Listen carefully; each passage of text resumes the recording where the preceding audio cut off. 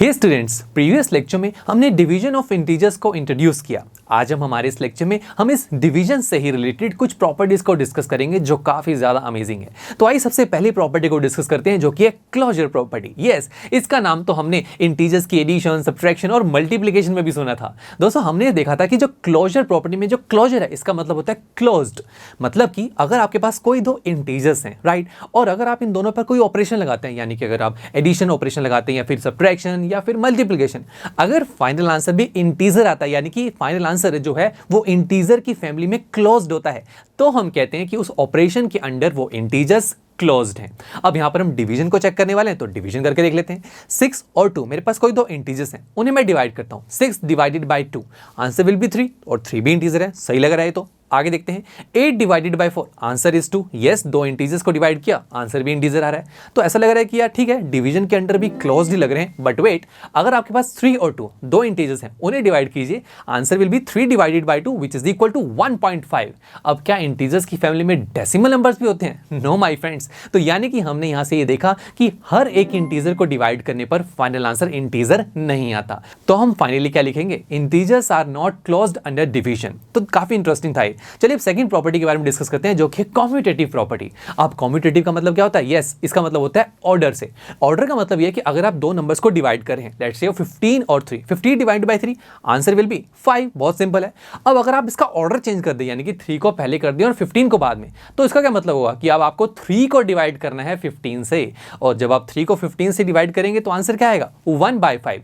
तो क्या order change करने पर आंसर पर फर्क पड़ा? बिल्कुल पड़ा। तो यस, हम लिख सकते हैं कि जो इंटीजर्स हैं वो डिवीजन के केस में कॉम्यूटेटिव प्रॉपर्टी को सेटिस्फाई नहीं करते। ऑर्डर चेंज करने पर आंसर पर फर्क पड़ रहा है। इसी तरीके से अब यहां तो दो नंबर्स की बात हो रही है। अगर हमारे पास 3 नंबर्स हो जाएं तो वहां पर हम एसोसिएटिव प्रॉपर्टी को यूज करते हैं। एसोसिएटिव का मतलब होता है ग्रुपिंग करना। यस, लेट्स से अगर आपके पास 3 नंबर्स हैं, 18, 6 एंड 2, आपको इन तीनों को डिवाइड करना है। अब 3 नंबर्स को डिवाइड तो नहीं कर सकते, हमें ग्रुप बना कर डिवाइड करना होगा।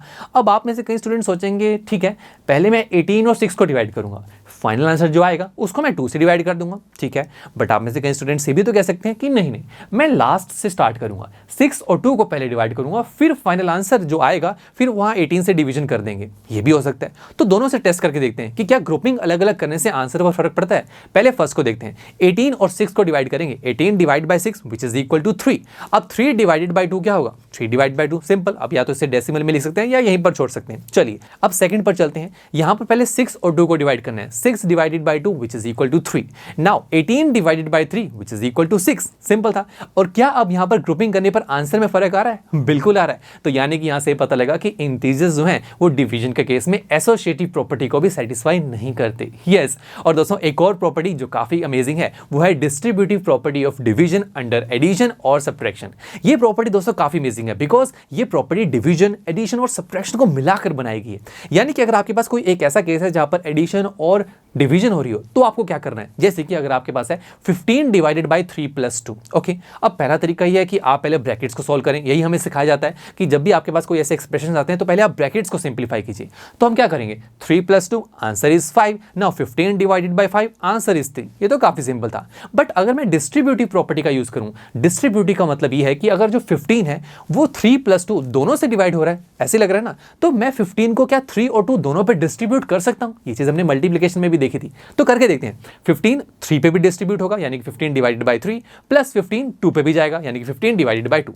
नाउ 15 डिवाइडेड बाय 3 इज 5 और 15 डिवाइडेड बाय 2 इज, यहां तो कुछ नहीं आएगा बिकॉज एग्जैक्टली डिवाइड तो नहीं हो सकते, तो मैंने 15 डिवाइड बाय 2 ही लिख दिया। और जब मैं इसे फर्दर सॉल्व करूंगा बाय टेकिंग एलसीएम, और ये आंसर आ रहा है। अब क्या ये आंसर आपके पहले वाले आंसर से मैच कर रहा है? No my friends. तो यहां से हमें पता लगा कि जब इंटीजर्स के केस में डिवीजन हो रही होती है, जहां एडिशन और सब्ट्रैक्शन हो, वहां पर दोस्तों आप डिस्ट्रीब्यूटिव प्रॉपर्टी का यूज नहीं कर सकते। आपको फिर एज इट इज सॉल्व करना होता है, यानी कि पहले ब्रैकेट सॉल्व करें, फिर उसके बाद ऑपरेशन को अप्लाई करें, जैसे कि मैंने फर्स्ट केस में किया। राइट, तो बस दोस्तों यहां पर अगर मैं एक टेबल रेडी करूं तो यहां से मुझे क्या पता लगा? यहां से मुझे पता लगा कि जो इंटीजर्स हैं वो डिवीजन के केस में क्लोजर, कम्यूटेटिव, एसोसिएटिव और डिस्ट्रीब्यूटिव प्रॉपर्टी, इन चारों प्रॉपर्टीज को सेटिस्फाई नहीं करते। और ये काफ़ी इंटरेस्टिंग है, क्यों? क्योंकि मल्टीप्लिकेशन के केस में जो डिवीजन का उल्टा होता है, मल्टीप्लिकेशन के केस में दोस्तों चारों प्रॉपर्टी सेटिस्फाई होती हैं, बट डिवीजन के केस में एक भी प्रॉपर्टी यहाँ पर सेटिस्फाई नहीं हुई। अब दोस्तों इन चारों प्रॉपर्टीज के बाद डिवीजन ऑफ इंटीजर्स से रिलेटेड 2 और इंटरेस्टिंग केसेस हैं, यस माय फ्रेंड्स, जिसमें से पहला केस है डिवीजन आइडेंटिटी। ये हमने सुना हुआ है कहीं, यस, आपने एडिशन और मल्टीप्लिकेशन के केस में भी एडिटिव आइडेंटिटी और मल्टीप्लिकेटिव आइडेंटिटी के बारे में स्टडी किया था। हमने देखा था कि आइडेंटिटी का मतलब क्या है। हमने इस तरीके से समझा था कि जैसे आपके स्कूल में आपके सभी के आई कार्ड्स होते हैं, वहां से आपकी आइडेंटिटी के बारे में पता लगता है कि आपका क्या नाम है, डेट ऑफ बर्थ क्या है, आप किस क्लास में, राइट। इसी तरीके से डिवीजन आइडेंटिटी का मतलब यह है कि कोई एक इंटीजर आप उसे किसी एक ऐसे नंबर से डिवाइड कीजिए ताकि उसकी आइडेंटिटी चेंज ना हो, उसकी आइडेंटिटी बनी रहे। अब लेट्स से मेरे पास कोई एक नंबर है 5, राइट, एक इंटीजर है।